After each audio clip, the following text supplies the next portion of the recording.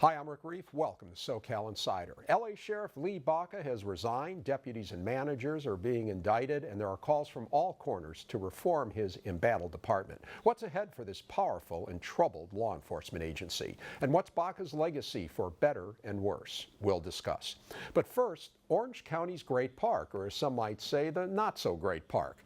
You might recall in the sci-fi movie Independence Day how an army of aliens laid waste to the El Toro Marine Base. Well, the aliens and the Marines are long gone from the former military base in Irvine, but there's still lots of fighting going on, among politicians anyway, and lots of questions, such as whatever happened to the ambitious billion-dollar plan to build museums, gardens, and other features that would attract park-goers from throughout Southern California and beyond. And where did all the money go? David Nazar, what's the story? Well, Rick, as you noted, nothing's been easy at the Great Park, although things are kicking into gear on a property worth over $1 billion. Homes under construction, sports fields being built, and yet, even as things finally progress forward, the Irvine Council is looking back, investigating, and causing lots of controversy. You're looking at one of the priciest pieces of land Orange County has ever seen. 1,347 acres of prime real estate smack dab in the middle of the county, known as the Great Park. An expensive parcel of property with just as rich a history. The Orange County Great Park is the former El Toro Marine Corps Air Station. Construction of the base began in 1942. Upon completion about a year later, it was used as a wartime air station. Its purpose? Aircraft squadron formation and unit training prior to overseas combat. About a half a century later, in the early 1990s, El Toro was part of the base closure discussion as part of the effort to decommission old bases across the country. Ironically, that's when the war really began, out here. A vicious battle got underway between warring factions of various politicians, business leaders, and high-stakes developers to build an international airport on the base. Some argue John Wayne Airport was bursting at the seams, and another regional airport sitting on the edge of the city of Irvine was desperately needed to handle the increasing demand of jet setters. In 1994, Orange County voters narrowly approved Measure A, which zoned the property for airport use. That touched off years of political and legal carnage, which finally ended when nearly 60% of OC voters approved Measure W in 2002, an initiative for a central park for Orange County. That initiative overturned Measure A. The Department of Navy announced it would dispose of the base in the form of an auction. In 2005, Lennar Corporation, one of the nation's leading residential and commercial developers, purchased all 4 parcels being auctioned off. This began a unique partnership between the city of Irvine, the federal government, and a private landowner to accomplish the mission of developing what was to be dubbed America's greatest metropolitan park. A development agreement was reached between Lennar and the city of Irvine. Simply put, Lennar was given some development rights to build thousands of homes out here, and the agreement required Lennar to transfer more than 1,300 acres to public ownership, along with $200 million to start construction of the Great Park. A Great Park Corporation was formed with a Democrat Irvine City Council majority at the helm, led by Larry Agron and Beth Crom. Now, nearly 10 years later, Agron and Crom still sit on the city council, albeit in the minority. The new Republican council majority is led by this man, Jeff Lalloway, the city's mayor pro tem and new chairman of the Great Park Board of Directors. Lalloway and his majority cohorts have launched an all-out attack on Agron and Crom, authorizing a new audit with the use of subpoena power to help forensic inspectors dig deeper into an investigation of financial mismanagement of the Orange County Great Park. It's been almost a decade since this project has been in the works. Why all the controversy? Why all the conflict? Why all the tension? What is going on here? Well, that's a great question. That $200 million was supposed to be earmarked for building the park. And much of the issue here is what has happened to that $200 million that was given by Lennar for development of the Great Park. That seems to be the primary focus and the primary issue here. What has happened to that money, in your opinion, and according to some audits? Well, we're in the preliminary stage of an audit, and we're in the middle of the audit. It's the question I hear every single day in the community and in the county at large is what happened to all that money? We have a balloon, we have a big green field, we have some other amenities out there, and others will claim we have a lot for that money, but I think a fair interpretation is that we don't have $215 million worth of amenities at the Great Park. What should be out there at the Great Park, in your opinion? Well, a lot more than we have out there now. Former Great Park Corporation Chair Larry Agron is one of those people Alloway's referring to. And Agron claims there is a lot out at the Great Park, and he says all of the $200 million was spent wisely and judiciously. Just listen to the list Agron rattles off.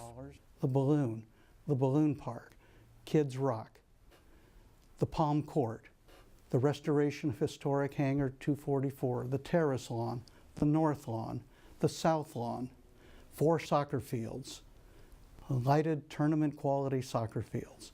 On top of that, we have all kinds of court sports that are available. We have a walkable historic timeline. We have a reflecting pond, a viewing pier. We have a farm and food laboratory. We have an art gallery. We have a festival area that is a multi-million-dollar facility that is used time and time again. We have, in addition to the farm and food lab, an operating farm of 100 acres. Agron argues that what Alloway is saying is just plain stupid. Agron defends how he and others doled out the $200 million. $133 million went to planning and design, a comprehensive master design that cost us $37 million for the whole park, and will serve as the master design for the park for the next 20 or 30 years. On top of that, we demolished $8 million for demolition costs to demolish old buildings that were on site. And then we spent $88 million on construction contracts for a whole host of features that are enjoyed out there now at the Great Park. The preliminary audit revealed that the previous group in charge of the Great Park spent an awful lot of money on planning, on programming. I would call it parties, but they call it programming. That's government speak. And also an awful lot on some unnecessary public relations contracts. Some would say, I would say, as a matter of fact, to help their political friends. Can you be more specific about those public relation contracts that you believe went to the benefit of the now minority on the council? Sure. There was, it's very famous, been written about quite a bit here, about a $100,000 a month public relations contract. That's $100,000 a month went to an entity called Ford and Mulrick, which is a local political consulting firm for public relations and government outreach. Is that proportional to what was necessary out there? No. They've been the beneficiary of fundraising by many of the contractors and consultants at the park. So they rewarded the folks that they were issuing contracts to. They've received an awful lot throughout the years from the contractors at the park. The first thing that we did, the new council majority, when we took office in January of 2013, was to eliminate that ridiculous public relations contract. I know it's still in the preliminary stage, but what else so far has your audit disclosed? The massive amount of no-bid contracts. There were around 30 to 40%, I believe it's 38% of all the contracts awarded were no-bid contracts. Those were contracts where they did not go out and find the lowest bidder for a government contract, which is a requirement, unless there's some unique reason that one firm out of every firm that does this type of business in the state can be offered that work. And I would suggest to you that those no-bid contracts were incorrectly granted in many cases. With these no-bid contracts, is this improprietous, unethical, or illegal as you see it? Well, that's to be determined. With the utmost conviction, can you sincerely and honestly say you did not play any favorites with any of your bidders on some of your contracts over the years? Every single one of the major contracts out there was competitively bid. Every single one of them. Now, in the end, we instituted some change orders or extensions of contract based on the fact that the designer was doing good work, but we asked the designer to do more. Well, unfortunately, I think a lot of politics is being played here, that a legitimate audit which I favor, is degenerating into a political audit. Be honest with me, is there some politicization of this whole Great Park thing? Are you really being admirable and altruistic and trying to just get at the truth? This is my job. This is what I have to do. And yes, I understand I'm on the other side politically from the group that we're investigating, but at the same time, if I don't do it, who else will? I'm trying to just get out the truth. The other side is the one that's making the allegations about a political witch hunt, which again leads me to believe that there may be hiding something. Maybe there is some blame to go around. There's no political witch hunt here. All we're trying to get to is the bottom line, what happened here. Would you be able to step outside of yourself, just asking out of curiosity, and say, you know what, maybe I could have done things differently, maybe there should be more out there at the park, maybe money could have been used more wisely? Actually, when I consider the economic hell that Orange County and the rest of the country went through, that we were able to do anything is remarkable. Now, while the audit and political infighting goes on, the Great Park Neighborhoods, as it's known, is finally underway. That's the private development around the park.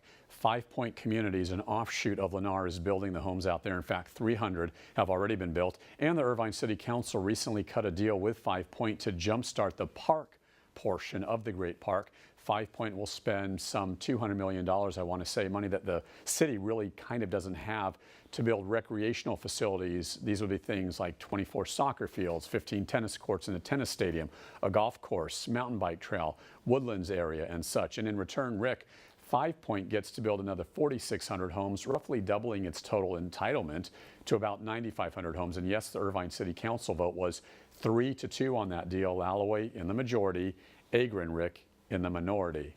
Great report, David, and this is a big story. And by the way, just an aside, as Councilwoman Christina Shea, another of the council members in the majority, pointed out, this deal with 5 Point, they will be getting for a little less money, about almost 10 times as much park. So if you just want to make a comparison of what the park is now and what it costs compared to what the developer is going to be able to do for them. You know, this, I got to tell you, when this investigation is really ramping up now, this is huge. There is, you know, this is a forensic audit, David, and you know, that is not beanbag. And these guys now, as you alluded to in your report, are going to start issuing subpoenas. They haven't done that yet. And you know, it was interesting who did not talk, who was not willing to talk to these auditors voluntarily.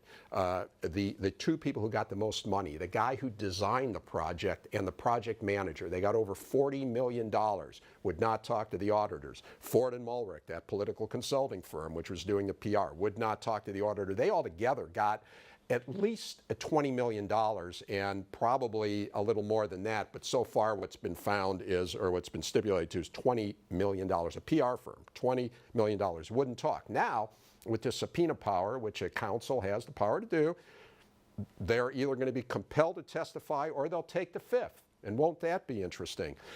You know, Larry Agron has been a powerful person. A lot of people really like what he's represented, some of the causes he's fought for. He's weathered audits before. He's weathered 2 grand jury investigations. I think this is the biggest challenge he's ever faced. Yeah, or is Lalaway just dredging up the past? I guess in the final analysis, when this investigation is all over, Lalaway tells me there could actually be the ability, Rick, to possibly recover some of the money from some of those contractors you heard about in my story. And he also says there could also be a referral to a law enforcement agency when all is said and done. However, I do want to make one interesting point, or at least I think it's interesting anyway. I picked up on 2 things, one that Lalaway said and one that Agron said. Lalaway in my story said, I can't find anybody in the county. Everyone is talking to me about there's nothing been out there, there's nothing been out there. You know, in researching this story, I talked to many folks who are saying the exact same thing, but consequently, in defense of Larry Agron, you heard the last thing he said in my story. It's remarkable anything that was done given this horrible economy. Rick, we were in a double-dip recession, you know, kind of a depression, if you will. He does sort of have a built-in excuse. Lennar almost went bankrupt. They didn't build homes out there. No one was building at a time when this economy was terrible. So in defense of Agron, don't you believe he is right, at least on that point? No, well, he's right that there was a recession, and that's why nothing got built. But they built something. That's not the issue. The issue is, all right, it was a recession. Here's what we built. Here's how much it cost to build it. So that's really beside the point. And I got to tell you, anybody who wants to go to the City of Irvine website, you hunt around, you can find this preliminary report of the auditor. It's pretty strong stuff, and it clearly is zeroing in on Larry Agron and the control that he had. Depositions or affidavits from people who said they approved change orders because they were told this is what Larry Agron wanted. The guy that they hired, and he's still there, good guy, running the Great Park, general manager, was chosen at a Denny's restaurant where Larry Agron and Arnold Ford of Ford and Mulrick sat down and told this guy, after he had been told Larry couldn't trust him because he didn't know him and that kind of thing, the guy was making his case, and he was hired in more of a deputy position, maybe put on probation, if you will. But here is a $1 billion project, and it's Larry Agron and a political consultant who are making the decision. This guy's going to run the park. Again, Larry has his interpretation on that, but this is a story that is going to continue. Thanks very much, David. And now, joining me on this edition of Consider This, KPCC political reporter Frank Stoltze. Welcome back, Frank. Good to be back. And as one who covers many a story, what do you think about this one? Well, I just wonder if they charged that Denny's lunch to the $20 million PR tab, if they got the Grand Slam breakfast and they were able to slip it under the radar. I will bet you they did. It's a lot of money, and in these situations, a lot of times, if there is misspending in any way, it'll go to legal fees, it'll go to PR, it'll go to lobbying, and so it sounds like they're looking in the right places.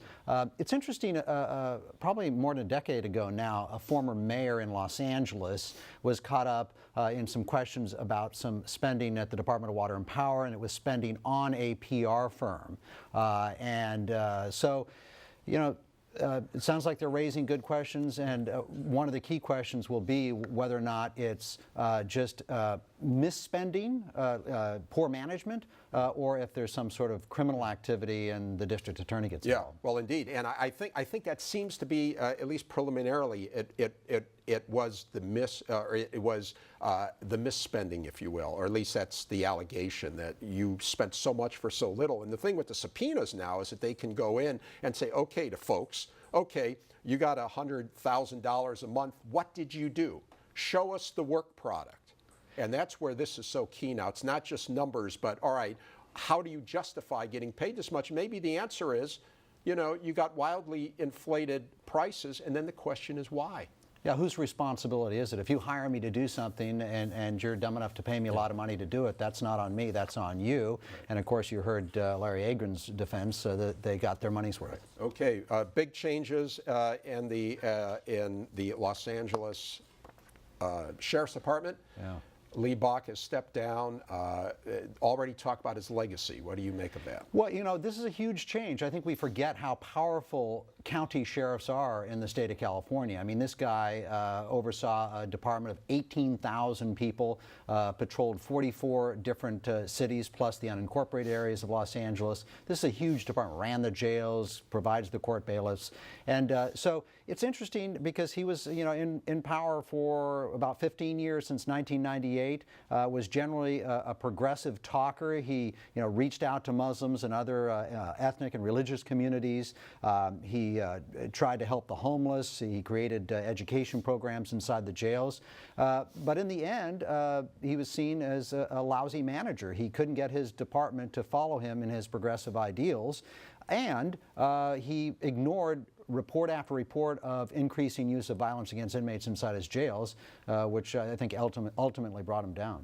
You had an interesting interview with his spokesperson, Steve Whitmore, who happens to be the son of the actor James Whitmore. That's right. Yeah. What did Steve kind of talked about? Maybe one of the shortcomings, if you will, of although very much defending him. Well, yeah, that he wasn't in touch with his department in the way he should have, and he didn't pick the right lieutenants. And that's what the sheriff, former Sheriff Baca, has said, is that, you know, he put too much trust in people below him. But ultimately, the buck stops with him. And so, you know, this abrupt resignation just, you know, less than a year before the end of his term, and now we have a big sheriff's race in Los Angeles County. Do you think that's a fair characterization of him, that he was too trusting? He almost seems like such a nice guy, trying to change the department, reach out to groups that had not been reached out to, but just trusting people too much. Yeah, trust people, pick the wrong people, you know,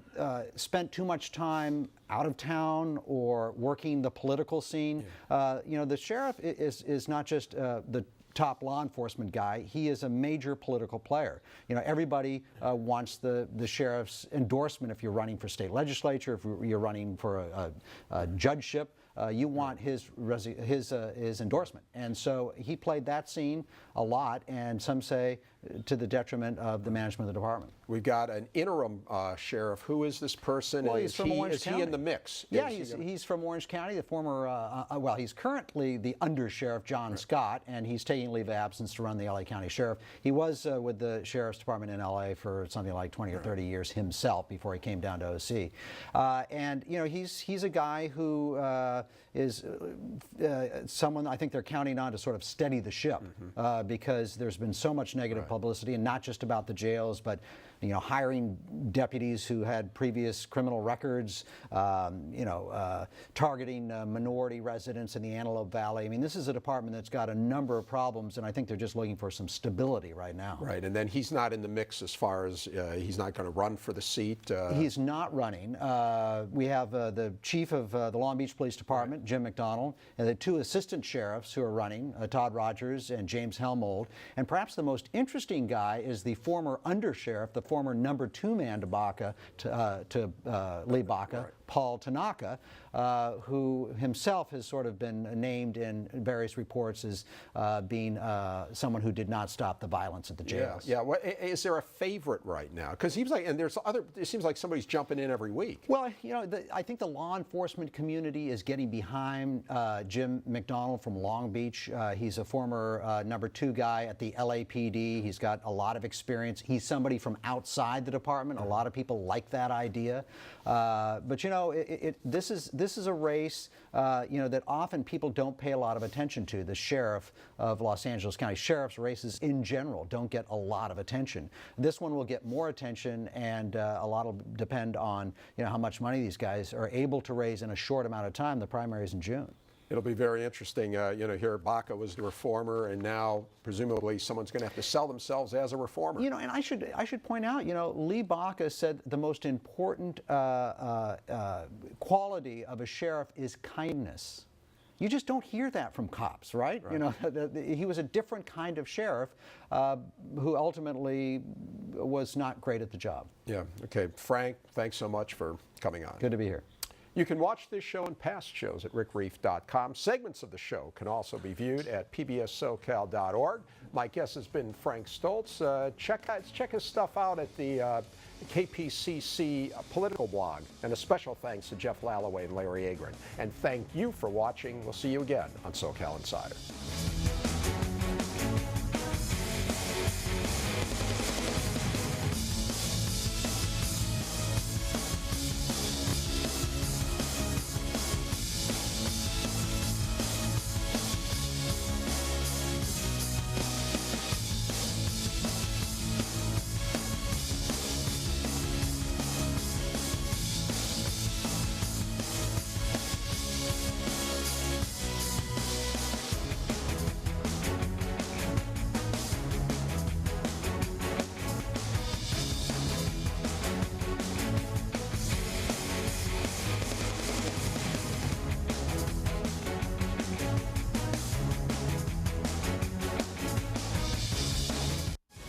SoCal Insider with Rick Reef is brought to you by the following. 5 Point Communities is a proud sponsor of PBS SoCal. 5 Point Communities is an independent real estate development company with assets under management across California. More information available at www.fivepointcommunities.com. Snell & Wilmer is a full-service business law firm with more than 400 attorneys in Orange County, Los Angeles, and throughout the West. On the web at swlaw.com. Snell & Wilmer. Straight talk, sound counsel. Practical solutions. Relief Pod's latest generation of safety kits now go everywhere you go. Relief Pod's organized, color-coded, and compact safety kits keep first aid and emergency items accessible for a safe lifestyle every day. Relief Pod. Live ready.